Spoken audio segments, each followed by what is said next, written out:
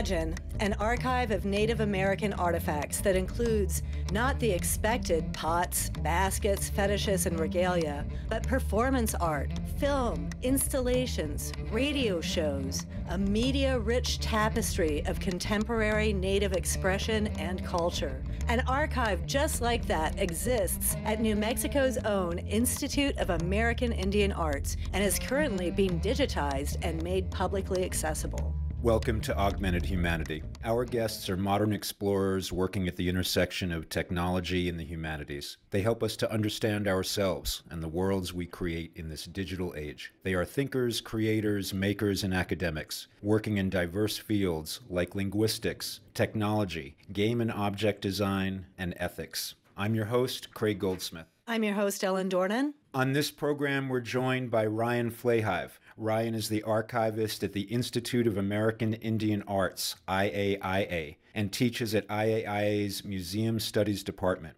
He currently serves on the New Mexico Historical Records Advisory Board, the New Mexico Association of Museums Executive Board, and the National Advisory Council of the Association of Tribal Archives, Libraries, and Museums. Ryan is also the editor of Celebrating Difference, 50 Years of Contemporary Native Arts at IAIA, 1962 to 2012, and The Sound of Drums, a memoir of Lloyd, Kiva. He is also co-curator for current exhibit Experimental Expression, Printmaking at IAIA 1963 to 1981 at the IAIA Museum of Contemporary Native Arts in Santa Fe, New Mexico. Well, Ryan, thank you so much for being with us on this program. Thanks for having me. Before we get into a lot of the nitty-gritty of some of what you're working on presently, could you just tell us what is an archivist in the context that you're working at IAIA? Basically, what is it that you actually do? When I came to this job in 2009, there were several hundred boxes. There weren't any finding aids. Didn't have a digital online presence at all. So I just had to kind of chip away at all the different things that an archivist does, which is primarily arranging, describing, and making available records. Those records can be digital, they could be paper, they could be microfilm. Other stuff that I do, I teach here. I do exhibits with the museum. I help a lot with public art programs. When you work in an academic institution, you get spread through all the different committees. So student life committees, different advisory panels. You know, IAI is a very creative place. A lot of creative people, and I believe our structure allows us to be creative and to create new opportunities for our students and for our programs, and that's really why I love my job. If you have a good idea, they kind of rubber stamp it and say, go for it. Let's do something fun. With that in mind, then, it seems like there's a push now to get more of the archives digitized and publicly available, and in particular, stuff that's what I think of almost as multimedia work. So what is that effort actually looking like? What are you trying to include in those archives? What kind of material is really represented there? The push towards digitization started mid-2000s, 2004, 2005, 2006. Scanners became a little more reasonably priced. The cost of storing gigabytes of data became significantly less. You know, as that cost comes down, we're able to do more. In digitization, it's about access. It's not about preservation. Just because you scan a document doesn't mean you can throw away the original. To consider digitization strategies is basically to say, okay, I'm going to take this object and create another object, but that other object takes almost more care than the original. The metadata, the checksums, the care and identification of the digital object and being able to track it back to the original. Digitization really can be very haphazard if you don't approach it with a very systematic way. So I'm very careful when it comes to what I digitize, and it's mostly driven by my patrons. What do my patrons want? It's going to be magazine editors, it's going to be publishers, scholars, writers, filmmakers. I more or less work on a scan-on-demand policy. When something's in demand, I add it to my digital collection. Now, does that mean it goes online? Not necessarily. When I first got here in 2009, I basically chose about 500 photographs that I thought was interesting. I scanned them, I created metadata, and I put them up on New Mexico's digital collections. Because they're representative of the rest of the collection, they say, oh, I like that. What else do you have that's like that image? And then I can go in and dig around, pull stuff out, and digitize it. It's a very efficient way for me to work. What my patrons want is generally what I try to give them. Have you seen a surge in demand because people can't come in and work on site? There's been a surge in demand just from a research standpoint. The scholars that have their deadlines, they can't wait 6 months until I reopen the archive to come in. They say, okay, I need information on these artists, and I have to go in and make photocopies, take photos with my phone and text them to them. If they're good, I'll make scans and I'll create digital objects and create metadata and the like, and then just make sure they have that. The greater demand is for remote visitor experience in museums. That's where the demand has come in. These visceral experiences in our cultural spaces, and I think that's what we really have to look towards. So in archives, we're not quite sure what that looks like yet. I just want to back up 1 second, though, because I like to sort of have an audio picture for the listeners. The actual archives are physical. So do you have a giant warehouse just filled with documents and films? Just like the final scene of Indiana Jones. Oh, I wish. I mean, I think that's where a lot of stuff goes when it goes to National Archives. It goes next to the Ark in that warehouse. It's a meager little space that holds about 900, maybe 1,000 cubic feet of material. And if you can imagine a banker's box, that's a cubic foot, roughly. So there's 800 to 900 cubic feet of material in it. Roughly 60% of it is processed. The other 40% is not processed, which means it's not accessible, it's not ordered. And this is why digitization is kind of a luxury, because when I have 40% of my stuff not even accessible, that makes digitization something that isn't on my priority list.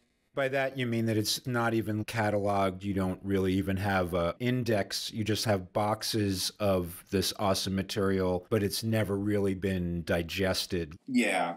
You talked about your patrons. By that, you mean the people that want to use the archive. And so you said it's primarily writers, researchers. Yeah, it's a lot of writers, art historians, curators. I mean, if people are working on contemporary Native art, they're doing research at our institution. Our Artist Files collection, which is about 7,000 strong, started in 1971, biographical files on basically every Native artist in the 20th century moving forward. That's what people want. Our students, of course, come in. I force my students to do research in the archive, so that makes a lifelong patron out of them. The artist files have everything from slides to secondary materials to correspondence. It's a really good kind of snapshot of what we have in the archives, which is going to be varied AV materials, a lot of paper. The bulk of the archives describes this institution and its history, which is a federal institution that was started by the BIA in 1962. So there's a very kind of bureaucratic and administrative record that goes through the collection until we get our 501c3 status from Congress in 1986. And then we have a whole nother trajectory of these growing pains of being a nonprofit and going from being a high school to a college.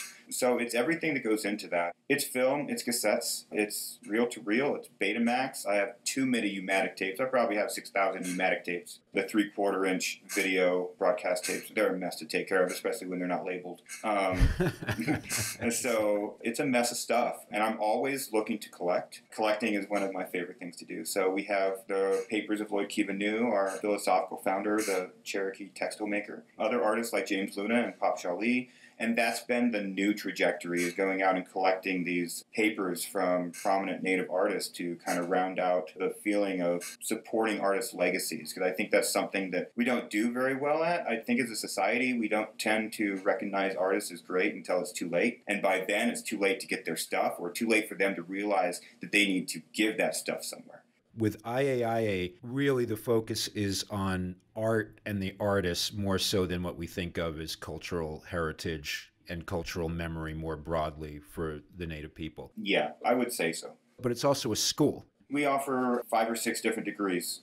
We have studio arts is by far the most popular. We have a new media arts or cinematic arts department where we teach people how to make films. Creative writing, we've been doing creative writing since 1962. We now have an MFA in creative writing.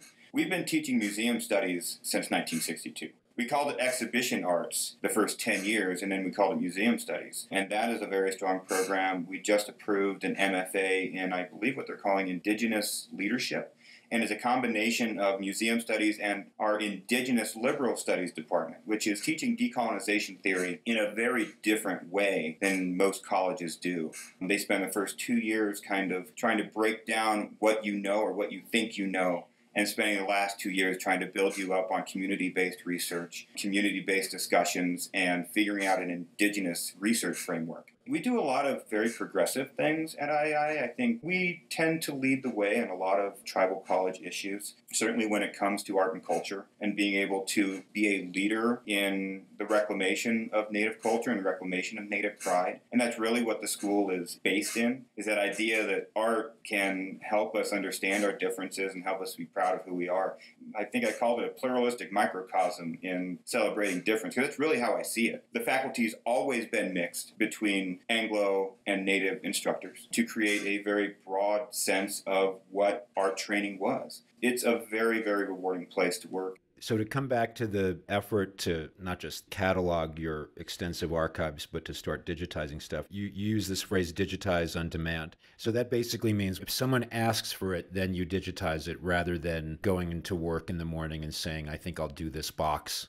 And do you always have requests stacking up? It's a steady enough stream. Considering my workload, I don't have 4 hours to just sit down at my computer and just scan. I just don't have that kind of time. If I had a staff to do that, maybe. The reason I wouldn't just go in and say, oh, this box, is because I'm not sure of the demand for the use of that materials. And for me to spend, my overhead, my time, and everything on it, I think people, they don't think about what it takes to create a digital object and maintain a digital object, which is why I use the scan on demand. We're supposed to be doing a slideshow for our dean's retirement. I've got to go in and find, 30, 40 good slides and digitize them and put them in a slideshow. And that was something that was requested by an admin. Those are the little things that pop in all the time. It might just be, alumni family members saying, hey, my dad went there. Do you have any photos of him as a student? I do not charge for scans. I do not charge for use. All of this should be free, and I've been pushing this for 10 years, that archives should stop charging patrons to use. Now, if copyright holders want to charge that, that's fine, but I've always had an ethical issue with archives charging for images because it's really a hindrance towards, non-academics to come in and use images. I don't want to tell, an alumni's son,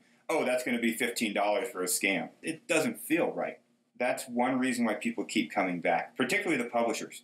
Are there privacy issues? How do you wrestle with that end of things, or does it not come up too often? It comes up enough. It comes up particularly with students. If anybody wants information on a student, and we were high school from 62 until 79. So we're talking about minors as artists. That takes a bit of work on my part to make sure that things are redacted. Stuff like that, I have to make a copy, redact it with a Sharpie, and they get the copy. It would never be digitized.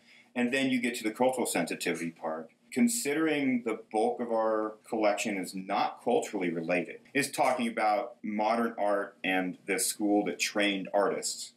Do you do ongoing tribal consultation, or do you have people that you work with in the region's tribal communities? Very rarely in my work, just because of the nature of the stuff. Our museum studies department does these type of consultation with certain museums, going in and looking at their collections and changing nomenclatures and making sure that objects are called the right thing. In our museum collection, we have a very, very great collection of Kachina dolls. And our curator of collection, Tatiana Limahaftu, a singer who's Hopi, knows how to care for these Kachina dolls to the point where she creates special housings for them. And so they have doors and they have windows so they can see during certain times of the year those closed and they're facing a certain direction. So there's certain protocols for objects, and when it comes down to it, photographs, because photographs can absolutely be objects of cultural patrimony. So you really have to be careful and make sure you do the right thing for the source community. It's difficult because the communication can oftentimes break down in the process. So we've been working on it a long time. We're going to try to get better.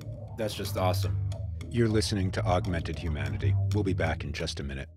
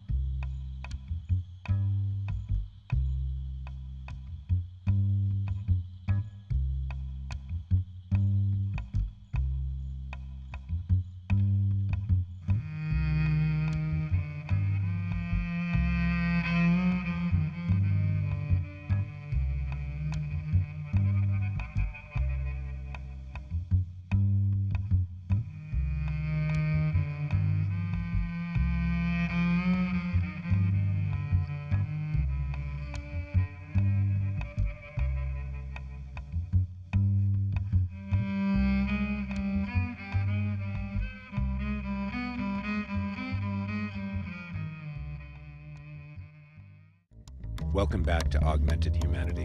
Ryan, I did want to get into a project that you've been working on. It's how I learned about you and started learning about the work you do. Do you want to tell us a little bit about the Seeing Red radio archives? The Seeing Red archive is part of a larger archive that was created and compiled by Suzanne Schoen-Harjo. Suzanne Schoen-Harjo is one of the most important activists of the last 50 years for Native rights. She helped write the NAGPRA law, the repatriation laws. She worked for President Carter in the 70s when they did the American Religious Freedom Act, when they did the very first lawsuit against the Washington football team for mascot misappropriation was led by Suzanne Harjo.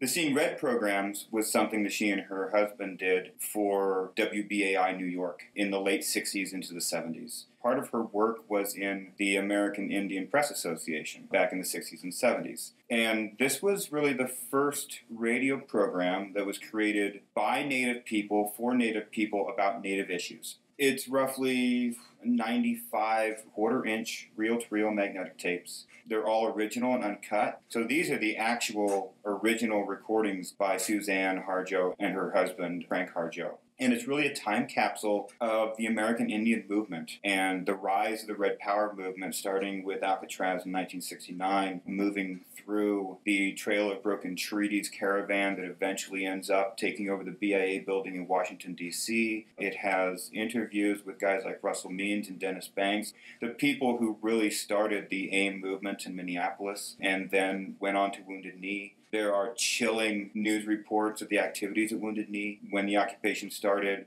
It really gives us a picture of something that really isn't covered in our textbooks. You know, history textbooks in American high schools don't talk about the American Indian movement. It's kind of lumped in with civil rights in about 4 pages of a textbook, if that. This is probably one of the more important primary sources when it comes to trying to dig deep into what happened with AIM and what happened with that movement. Fishing rights, hunting rights, water rights, mineral extraction, all of it's dealt with. And then you have the really fun programs that have nothing but poetry. Or you have fun programs that have nothing but music. There's a tape that's nothing but the American Indian songwriters of the 1970s. Guys like Redbone and Jim Pepper, Floyd Westerman. And it's really just this wonderful snapshot of contemporary Native life in the 1970s. So when I found those, I knew they were special. Now, WBAI is owned by Pacifica Radio. The Pacifica Radio Archives is in Berkeley. And, of course, the first person I call is the archivist at Berkeley. They said, we've never heard of that program, and we don't have any of them. So this might be one-of-a-kind set. I have not found another set of these hoardings. We really have hopes to create teachers' guides and curriculum guides. They're currently being transcribed. Now it becomes something else, right? When you transcribe these radio programs, it becomes a different use. You're able to put them into a textual format for students to use, or you can have them listen to them on the internet. And these were all stored in Suzanne Harjo's brownstone in southeast Capitol Hill, okay? And they were stored 30 years, just stacked in a box. And sticky shed syndrome is when humidity causes the emulsion to stick to the binder. When I found that, I knew that I wouldn't be able to digitize them. I've done a lot of reel-to-reel in my career, but I knew I couldn't do these. So I went out and found a grant from the Council for Library and Information Services called Recordings at Risk. And Recordings at Risk is a program that is designed for audio and video that is in danger because of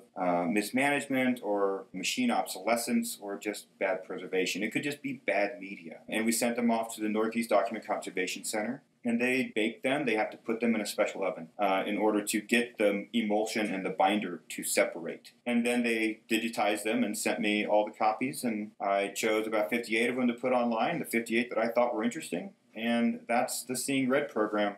This is just a start, right? Nobody's actually used them for anything yet. When they start to get used, they're going to have a whole new life. There's a saying in archives that records don't become archives until their usefulness has changed. You said you found them. Yeah. You got the tapes from Ms. Harjo, it sounds like, right? Yeah. But when you say you found the program, that means when you first learned about that this program even existed. So how did you find it? It was May of 2017. My colleague and I got into a Sprinter van, and we had to drive to D.C. from Santa Fe, and we had 3 days to collect these materials. We had 3 days to collect about 150 boxes of records and roughly 80 pieces of art. And then we had to drive them back to Santa Fe. We had to go to her brownstone and clean it out and then drive it back. You were getting unrelated materials from her. Oh, we got everything related to Suzanne's career. Like, everything related to her career, it's in there. This was just a small piece of it. And when I say found it, I literally mean I'm going through this 3-story brownstone, and I kick a box, and the top falls off. I'm like, oh, what is this? And they're reel tapes. And I pick one up, and it says, interview with Russell Banks on it. I'm like, oh, okay, this is fun. That's the beauty of my work. That's what I love the most about it, is digging through people's homes and attics and basements and garages and finding the treasures that families just forgot about. So rediscover is probably a better word. I did find them in a box, but when I rediscovered the content and what it was, and I started doing research and I started talking to some of these radio historians, it really became evident that we had to do something with these tapes very quickly. You'll read about this. So-and-so donated their personal archives to a college or museum. And I think people think that the artist or creative person has all these meticulously kept boxes of notebooks with dates. The reality, I think, mostly is it's just a lot of random stuff, in bags and boxes and whatnot, like in their basements and in their attics. And they don't even know what half of it is. They've just been saving it all for decades. It just accumulates. And the Harjo papers, they're a mess because they were scattered everywhere and they're in all sorts of different boxes. I have a rough handle on what needs to happen to it, but I don't even have the space to spread out all that stuff. On the other hand, the California native artist, installation and performance artist James Luna, the most meticulous original order I've ever collected in my life ever. When I went to his studio to collect them in 2013, everything was in boxes, chronological, every email printed out, every production script written out. Probably the most complete collection I've ever actually gathered up. I'm a little curious with the Seeing Red Radio Archives. It sounds like a little bit of a nail biter of a project. Going into it, you weren't sure that anything was salvageable, right? You didn't know what the audio content would be, or did everything end up being playable? Yeah, they sent me a work log. I think they only had to do maybe half dozen splices. The tapes only broke maybe 6 times out of 95 or 96 carriers, which means that either the sticky shed syndrome was not as bad as we originally thought, or that their baking worked very well. But everything transferred. There's a couple carriers that didn't have great audio, but that might have been from a production side rather than a preservation and transfer side. So for the most part, I'm very pleased with the content. When I listened to them the first time, it reminded me a lot of the very first time I watched actual episodes of Monty Python's Flying Circus. I didn't understand the context of what was going on in the program. So, the first time as a kid when you watch Flying Circus, they start making these jokes about British government in the 1970s, and I have no clue, right? I'm just an American kid in the 90s. I have no idea. So having to go back and dig up this information about who these people are, and that's one of the projects with the index on the transcript.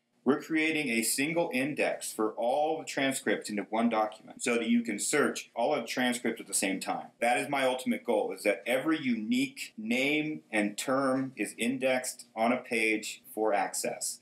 I have to say I really appreciate the work that you're doing around accessibility and discoverability. Maybe a lot of people know about Russell Means, or there's information about Russell Means that you can find, but it sounds like there are a lot of people who participated in the Seeing Red radio show where maybe there isn't a lot of information out there about them, or they're not as commonly known. Yeah. It's so valuable, especially as a researcher stuck at home during this time when you can't go in and follow the threads that you might when you're physically present in a library or archive. Well, and it's one thing to read about what someone did or said, or how they might have recited a piece of poetry or played a piece of music that related to a social movement from some decades ago. It's another thing to actually hear it and hear how they were expressing themselves. I think that the Seeing Red programs allow us to do some things that we're already working on, and that's the development of alternative historical narrative. Our history is spoon-fed to us in a context that is kind of blind nationalist. It's kind of dismissing a lot of things. I don't know if you're familiar with the 1619 project that the New York Times did. That is a prime example of scholarship that's leading us in a different narrative way. In my classes, in the archives and oral history classes, that's our goal. Our goal in those classes is to gain the skills to have discussions with people to develop those independent narratives that Native people have. We're starting to see these students come through and saying, okay, we're done with these textbooks. We need our own. We need something else. things like Seeing Red really help us build that. And you're right, being able to listen to Bob Burnett or Richard LaCourse or Clyde Belcourt tell his story, it's invaluable. Aside from a pure research perspective, are there other possible fair uses of this audio material, like if someone wanted to sample it? Is it still copyrighted? And if so, who holds those copyrights? Audio has a way of moving, you know what I mean? It does. It definitely has a way of moving. And the first thing to do is to make sure that you have a low enough resolution on your online surrogates that it's not going to be record quality if they decide to cut a CD and go sell it on the street corner. And copyright on these things is going to be scattered, right? So each artist that does a song, they have their copyright. Suzanne and Frank have their copyrights. WBAI and Pacifica have their copyrights. It's a tricky, tricky thing to do. Eventually, copyright always falls on the user. The user is always responsible for doing their due diligence to clear copyright and permissions. For me, I'm a fair use archivist. I put stuff online for people to use in the right way. When money changes hands, it's no longer the right way. Copyright in a digital age, I think they just need to scrap the whole law and rewrite it instead of just amending it again and again. But I believe in putting stuff out there without the fear of retribution. What I would tell anybody that wants to use this stuff is, go find the copyright holder. When they ask to use it, they have to sign a contract that says, I am responsible for clearing this. When we got the papers from Harjo, they signed a deed of gift that said we can make this available for fair use and educational purposes. So mostly is that what's happening with the stuff that you've digitized? It's being used in an educational context? Always, yeah, always. If it's a commercial use, my red flags go up, and there's probably going to be some conversations had about what that use is going to be and a little more scrutiny put on that. That's a bridge we haven't crossed yet, and that's something we're probably going to have to go to Harjo or her heirs, or even go to Pacifica and say, okay, are we good with this? We might have to cut the music intros and the music sections, because those are the most copyrightable. That music is their work that they're still making money on in royalties. Seeing Red is available online, your digitized versions of these programs? There are about 58 different recordings you can access in 2 different places. The first place, there's a LibGuide in the archive's website that you can access. Say that again, I'm sorry, a LibGuide? A LibGuide. So it's basically a research guide that when you go into the website, you can click on Seeing Red, and it will bring up a LibGuide which has a bunch of different links and ways to listen. Those same 58 are also on New Mexico's digital collections hosted by UNM that you can access at econtent.unm.edu. And the finding aid for the complete collection is available on Rocky Mountain Online Archive, and that will have all the information that the whole collection has. We digitized all of it, but not all of it's interesting enough to put online. So if you want a complete picture of the collection, look at the finding aid. You're listening to Augmented Humanity. We'll be back in just a minute.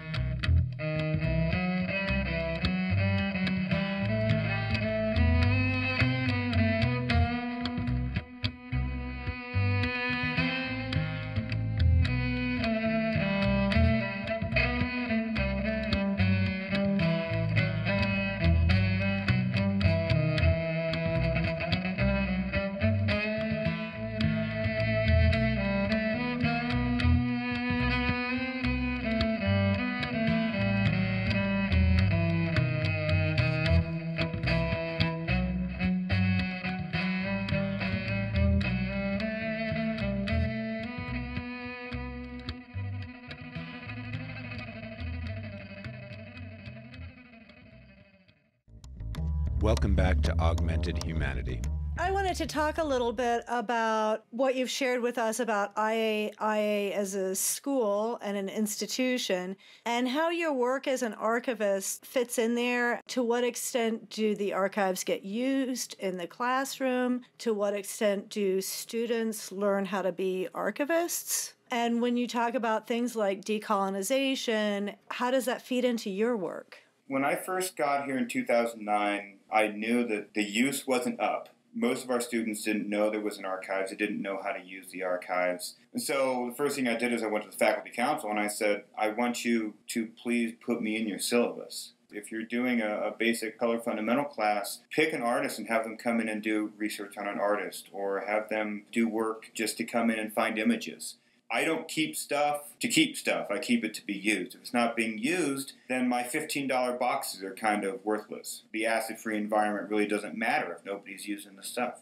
It's been a challenge. I do have a handful of faculty members that write me into the syllabus every semester. A lot of the research methods is something that I go in and teach. And that's basically being able to figure out what you're looking for, ask the right question, learning how to use the finding aids and the guides, learning how the archives are established. And that's really what my archives class is based on.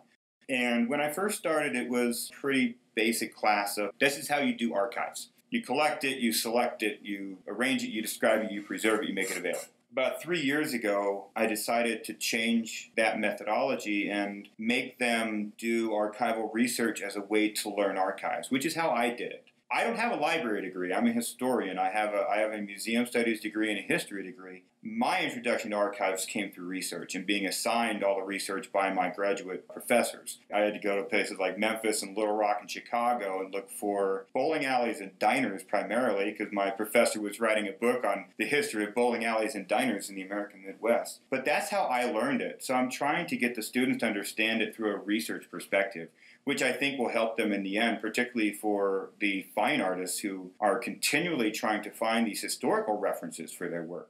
The other piece with the archives is me helping them find things that we don't have, stuff that we don't have. So they might come in and say, okay, I'm looking for an example of Choctaw dresses from 1885. Like, well, that's not going to be us, but here, let's go find these collections in the Library of Congress. Let's go find them in the National Archive. In terms of the changing narrative and being able to build independent storylines, I think empowering tribes to start their own archives is really a key thing for us to do. And that's a lot of the community engagement that I take part in. I've done a lot of workshops with tribal organizations down at IPPC. I'm doing a project with Pewaukee right now. I've done projects with Taos and Zuni. Empowering them to maintain their own archives and then getting our students to go back and work on that stuff, that is the most empowering piece. There's a reading that I assigned from a guy named William Hagan. It's called The Archival Captive.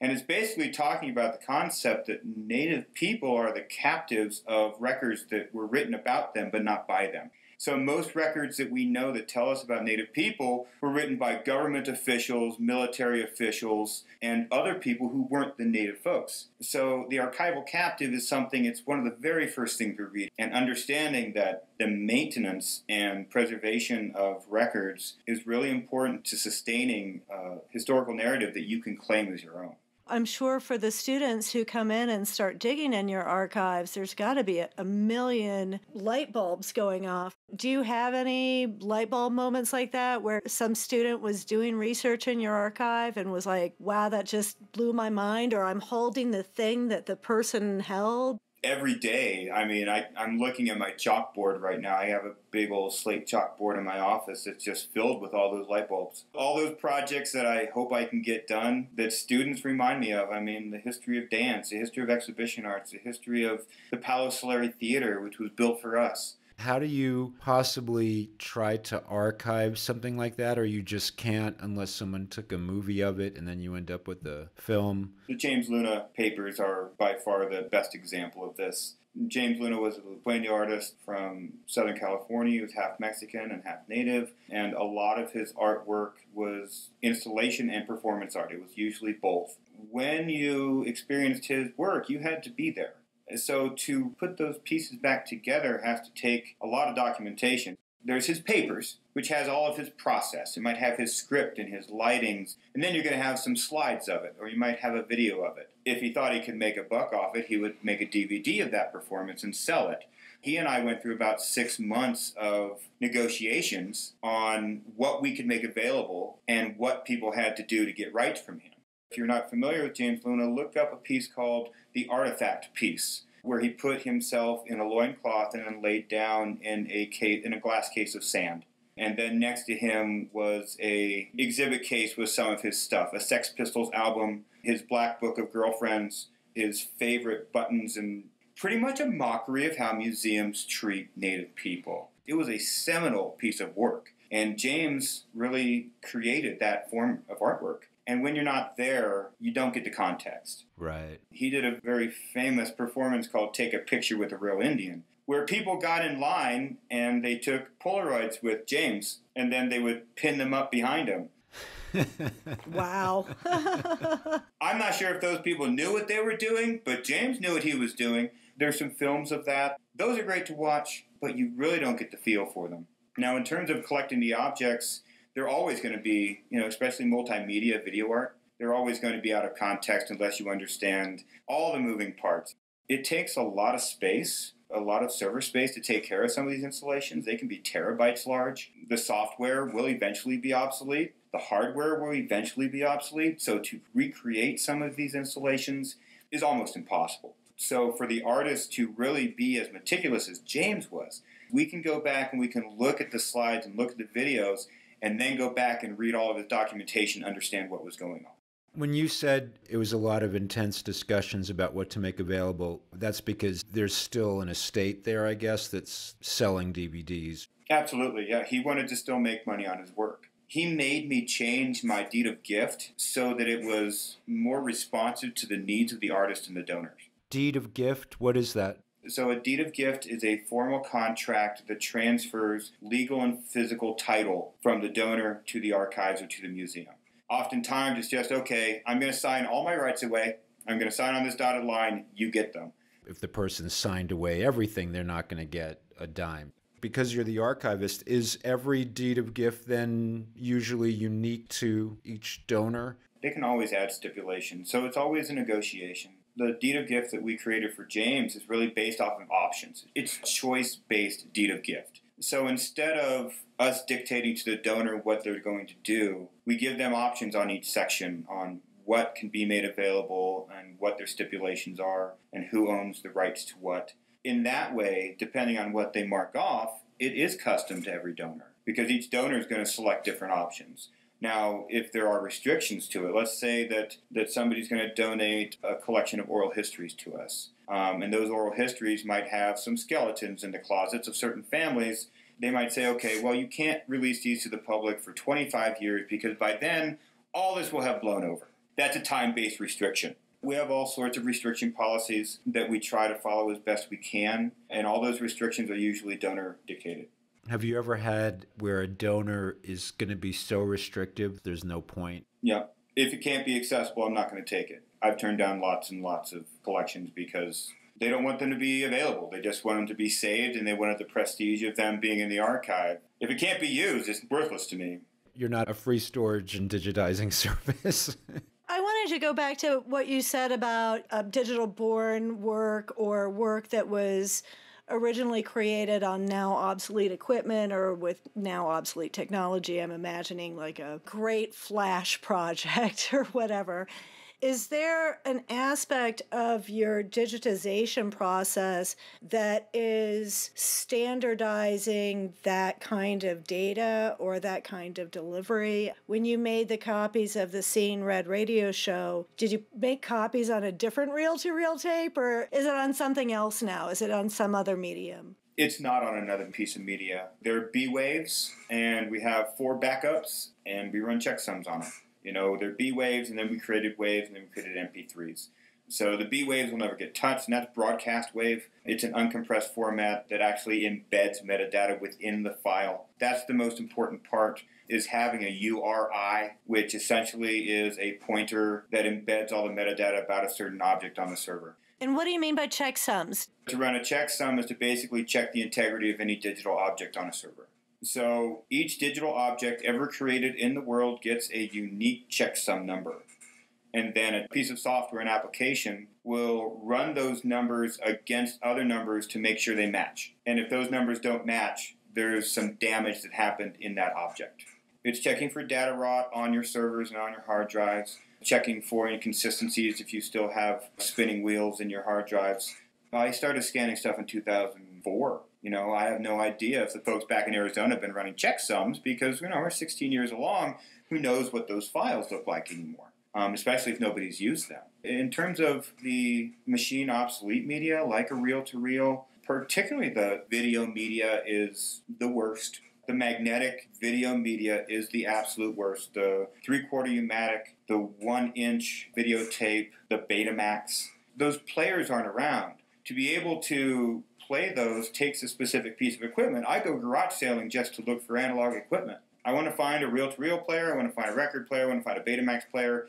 Even finding cassette players and VHS players is difficult. So machine obsolescence, that is really the one thing where I can say that there is a definite need and rush to get that stuff digitized. The paper can wait. The photographs can wait. But our machine obsolete media can't wait. The Library of Congress has given us until 2028 to digitize all the magnetic video media in the world before we don't have anything to play it on. I have maybe 6 or 7 U-matic decks. One of them works, the other ones are for parts. Because in order to get, heads replaced on those, you got to order them custom from Germany, and I can't afford to do that. Now, there are vendors out there who collect the media and they transfer them for us, and that's where you get into the big bucks. But I have roughly 6,000 pieces of magnetic video media next to me in the archives. You got me on how I'm going to take care of all that stuff. But standardizing it and making it interoperable, and that's really the key term, is making sure it's interoperable, which means that it's going to be able to morph between different systems, that it's not going to be something that's specific towards the system, and it's going to be able to move between the years. There's archivists out there working on interoperability just as their primary job. They're digitizing stuff or they're getting board digital records, and that's what most university archivists do. They're dealing with all the email servers and all of that. They have to put those all on servers and run them and get them into a place where they can be read in 30, 40, 50 years. And not just by a particular version of a particular email program on an operating system that nobody has. That's right. When I started undergrad, WordPerfect was still the program. And then my senior year of college, it was unsupported. I lost like 3 years of work because I couldn't use WordPerfect anymore and Word wouldn't open it. That's a really good example of that. And, the computer media. I have 9-inch floppies, 7-inch floppies, 3.5-inch floppies, and I just go out and collect those drives, those USB drives that play those devices. Zip disks. It gets dizzying. Yeah, all my graduate work's on zip drives. I even have stuff on mini disks. The standardization of that data is really important now because we're not going to print it all out. I don't know if you guys have been following the discussion about the Obama Presidential Library, but they will not have a physical collection, because it was 98% born digital records. You go back even 2 or 3 presidencies before, it was like 30% born digital. So they had to make a choice on whether or not they were going to provide paper, and I like paper, I prefer paper. It's a known quantity to me. It's very tricky. The sooner we get to those machine obsolete formats, the sooner we're going to be able to have a better picture of what we have to do. We need to convert everything to vinyl. I've been working on converting all my vinyl to MP3. You're listening to Augmented Humanity. We'll be back in just a minute.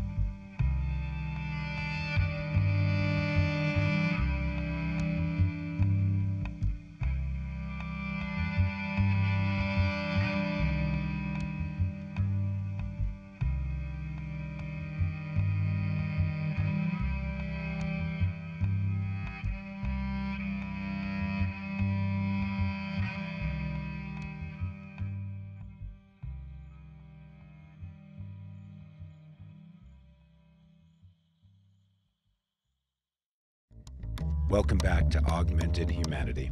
Thanks so much for talking with us today, Ryan. You've talked a little bit about some of the tribal archives, and I know that you're on the Historic Records Commission. How do you see your archive being different from these other archives? And how do you think the stories that can be told are a little bit different than, say, a tribal archive or a historical museum archive? It all comes down to the type of organization creating the records and maintaining the records. So IAIA is a established school. It's an academic institution. So the stuff that happens here happens with official channels through governmental accreditation, congressional appropriations. Those are the official things that are covered in our archive. When you go to a tribal archive, they have sets of records that are created by the tribe. So they have records of their economic side. They have records of their tribal government. They have records of all the committees of the tribal government. Those are working in a very self-governmental fashion, so they have their own laws to follow. So they're going to be used in a different way. They're not quite as public as IAIA. IAIA is a public nonprofit institution, whereas a tribal government has certain inalienable rights to restrict the access to those archives. Even if it is something as simple as minutes from a meeting, tribal governments have the right to restrict anything that relates strictly to their culture and to their operation. Whereas IAIA, we're focused on art. We're focused on the history of this school, the history of the contemporary Native art movement, which basically runs from the 1950s to present. Art is a commercial enterprise, and we're teaching people to be fine artists, to go out and earn a living as an artist. So there's some very different things that go on between an institutional archive and something created by the tribe. Even aside from the art focus, in a way, the IAIA archives are personal, because each chunk of archive material really relates to that individual rather than some of these cultural memory archives that really relate to a tribe or a larger community or a geographical group or an ethnic group. And that jives with one of our founding core values, which is individualized expression. Before IAIA was created, the stereotypical Native art was of communal dance scenes, communal hunting scenes. It was all based out of communal concepts. And this is something we've talked about ad nauseum in our classes. What is traditional versus contemporary? I don't have that answer. But what I see in the work is that traditional forms of Native art really have a community focus. The work that came out of IAIA was very individualized. The 1960s was a time of individualized empowerment, and that's what you see in our work. And so it's interesting that you see that, Craig, that there's these personal and individualized contexts that have to be taken into consideration. That's something that's very important to our school, is that idea of individual expression, which was really suppressed. Up until 1962, Native students were told, do not express yourself as a Native person. Suppress your religion, suppress your language. We embraced all of it and said, be who you want to be. Be proud of who you are and express who you are through your work. I had a question about how the purpose and structure of your archives fed into the decision about which platform you ultimately use. The IAIA's digital collections are part of the New Mexico digital collections at University of New Mexico, right? Which is also part of the Rocky Mountain Online Archive, which is a regional finding guide. And so how did that decision get made? When I got here in 2009, we didn't have any structure to deliver anything. We had our website, but to deliver digital images on a website on static pages where you keep using the back button is just lame, right? It's just super lame. And so I had to find something else. I'm a huge believer in consortiums. So the first thing I did was look for consortiums. Consortiums are usually meant for smaller institutions with less resources and fewer budgets. So New Mexico's digital collections and RMOA allow for smaller institutions with fewer resources to get their stuff online at no cost. In the end, the no-cost piece was the biggest piece. Being able to have UNM absorb the cost of the servers, the software licenses, and all the upkeep and upgrades was huge, and they still do that for us. And that's why the New Mexico Historical Records Advisory Board, we've been working very closely with the folks at UNM to try to integrate New Mexico digital collections and Rocky Mountain Online Archive into these grants that are coming in. Because for institutions to digitize stuff and not have a place to put it, it kind of defeats the purpose. So we're trying to build in this relationship where, okay, so if Silver City Museum wants to digitize 300 photos, well, they need to be talking to New Mexico's digital collections and being able to put them up on Content DM. Now, Content DM is the software owned and managed by OCLC. It is kind of the industry standard. OCLC? Yeah, OCLC is a giant library software company. Basically controls all the library software out there, at least most of it. It's an industry standard. It's what we call a digital access management system. It's clunky, but it works. We're going to start moving away from it, and this is my little plug for the Research Center for Contemporary Native Art. The newest thing that's happening on our campus is the archives and museum collection is streamlining into one operation. Because one thing we've heard from our patrons is that we want to see the artwork and the archives in the same place at the same time in the same search. And cross-referenced in the whole bit. Yeah, in the library world, it's called linked data. Linked data is the future of any kind of searches. We're moving towards a product called Proficio Elements, which is made by Rediscovery Software. We've been in it for about a month, and we'll be able to provide access to art and archives in the same search at the same time. So if somebody's researching T.C. Cannon, they'll find all the T.C. Cannon works, they'll find his report card, they might find photographs of him all in the same search. The way it is right now, you have to go to 2 different databases, maybe even 3 different databases. I'm working in a back-end database right now called ArchiveSpace. The museum collection is working in a FileMaker Pro program. So for years and years, we've been talking about consolidating our catalogs into one catalog for ease of use. I mean, we're pretty much doing all the work that we want to do right now. So the decision to move towards Rediscovery Proficio Elements was the idea that it's really the only option out there to have archives and art in the same place. There are very few databases that can handle the data structures because archive data structures and metadata structures are very different from describing a painting or a sculpture. A linked data search might be a thing where if I look up a particular artist and then get a particular piece of artwork, if you've got all this stuff in one place, then I might also turn up his sketchbook entries and diary entries from about the same time, or an audio recording of an interview he did, say, on a radio program that was from that same time period. Yeah. Linked data structures are essentially replacing the old Library of Congress subject headings. You know, if you open up the first couple pages of a book, you're going to find underneath the copyright those Library of Congress subject headings.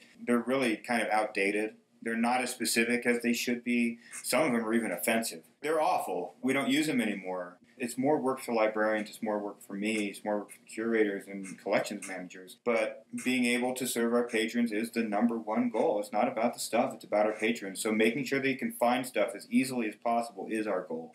UNM provides the server space. So in a technical sense, all your data is actually living down on campus in Albuquerque, is that right? My surrogates are. So what I do is I digitize here. I'll create all of my metadata in a spreadsheet, and then I jump onto their web portal, and I can do a batch upload of images and match it up to my spreadsheet. I always watermark my images to protect them. They're always low res. There's a pretty extensive rights management statement on there. And so the surrogates are hosted there. Everything else is here. Now that's going to become a legacy database for us once we get Rediscovery up, which should be happening hopefully by this fall. We hope to have our new database up and running, which is a huge, huge task for us to undertake. It's a very complex system, and we have other jobs to do besides just database work. Once that gets up and running, we won't be adding to New Mexico's digital collections anymore. We've always found Content DM to be clunky, but it was always our only option. So you're sort of bringing it back in-house in that sense. We're bringing it back in-house. The Rediscovery software and the website is hosted by Rediscovery in Virginia. Now, it's not all of our data. It's still just our surrogates. But for them to host the website and to host our data, and for us to say, okay, it's your responsibility. We're going to make sure you do all the backups. You take care of everything else. You do all the updates. That's the danger of using an open source piece of software like a collective access. Collective access can do what we're talking about, offering museum and archive collections at the same time, but you have to maintain the software itself. You have to go and make all the open access changes. And so we didn't want to do that. In the end, all of our software decisions come back to what's the best way for us to deliver material to our patrons. And there's something to be said for having some of the data not co-located with your physical facility. Always, always. What I'm understanding is on the public access side, you generally are not putting up high-res images or uncompressed audio and the like. Is that basically correct? Yeah, that's true. If you're hanging on to the actual high-res, uncompressed, perfect original data, do you have slim drives stashed at different places like around Yep, in my house. It's a minimum 3 backups. A best practice is you have your local, you have your hard drive on your desk, which is your backup copy, and then whatever you keep off-site in case you have a fire. I have a hard drive that I back up at the end of every month, and it goes home with me, and I bring it back the next month and refresh it. that redundancy is the only way we can actually preserve our data. You work with the executive committee of ATALM, right? So you do work with the Association of Tribal Archives, Libraries, and Museums. It sounds like what IAIA is doing is very cutting edge in terms of providing access and doing preservation work and doing the digitization and balancing different kinds of needs and concerns. Are you in a position where you can help increase capacity in these areas for all these other tribal schools, libraries, archives, and museums? That's a great question. So ATALM, the Association of Tribal Archives, Libraries, and Museums, is a IMLS-funded organization. The IMLS funds were basically used for a conference, and that conference was to bring together across the continent the tribal archivists, curators, and librarians to talk about like problems, like issues. It had blown up to something that is so great because the first ATALM I went to in 2009 in Portland, there might have been 300 people there. The last one I went to in California last year, there were like 2,000 people there. The capacity is amazing. It's my favorite conference of the year. I'm not a big national conference guy. I like to stick to my local issues primarily. But when it comes to ATALM, it's such a powerful thing to see. You know, you have these Mohawk archivists and these Seminole archivists and these Osage archivists all talking about the same problems. Whether it's tribal support or lack of authority to go and collect, or the lack of space, or the lack of this and the lack of that. It's the most rewarding thing for us as museum studies faculty because we go back there and it's just this constant networking with all these different museums and curators looking for help. They're what I call accidental archivists. You know, they might have been working in a casino and they opened up the wrong closet that happened to be filled with archives and now they're the archivist. Right? They get stuck with the job because they're competent. So they come around, and that's a lot of my students in my archives class are working professionals exactly in the same situation that I just described. I taught completely on Zoom last semester, even before the pandemic. I had 4 archivists that were out of state working in tribal archives who had no training. There's the curators and librarians, too. There is a lack of training for people of color in this field that we need to change, that we need to diversify. There's lack of opportunity for that education, and that's something we're trying to change. Our museum studies department is really, I think, one of the key elements in being able to push that diversity forward. And it's something we've really tried to work on with ATALM because this movement towards having more Native art curators in museums is big. It's huge. We need more Native art curators to be Native people. And it makes me think of something one of our guests a couple of programs ago said, which is that libraries and librarians, curators and collections, archivists and archives really are positioned to be a kind of community center for the 21st century, that this is a place where community activity can happen, cultural memory can happen. It almost becomes this very informal teaching session, you know, and it's ground level. You know, when you go to an AAM meeting, American Alliance of Museums, I don't like going to those because they don't talk about anything that relates to me. And it's not really problem solving. It's dog and pony shows and these kind of bigger, higher level things that Smithsonian and other well-funded institutions are doing. Whereas ATALM, we're talking about the janitor who happens to be the assistant librarian and trying to figure out how to work with Dewey. We're really breaking it down to a very fundamental skill level at ATALM and making sure that people have the skills to get the jobs done because there isn't any other way. Talk about a tide that lifts all boats. That's just really great. Really interesting talking with you, Ryan, on this program. Thank you so much for taking the time to be with us. You're very welcome. I really enjoyed speaking today. It's fun to talk about. If you would like more information about the IAIA archives, you can visit iaia.edu/academics/library/archives. You have been listening to Augmented Humanity, which is a program of the New Mexico Humanities Council, produced in partnership with KUNM-FM. You can visit us online and find out more about our programs at nmhumanities.org. Our theme music comes courtesy James Whiten, and we've had production assistance from Tristan Klum.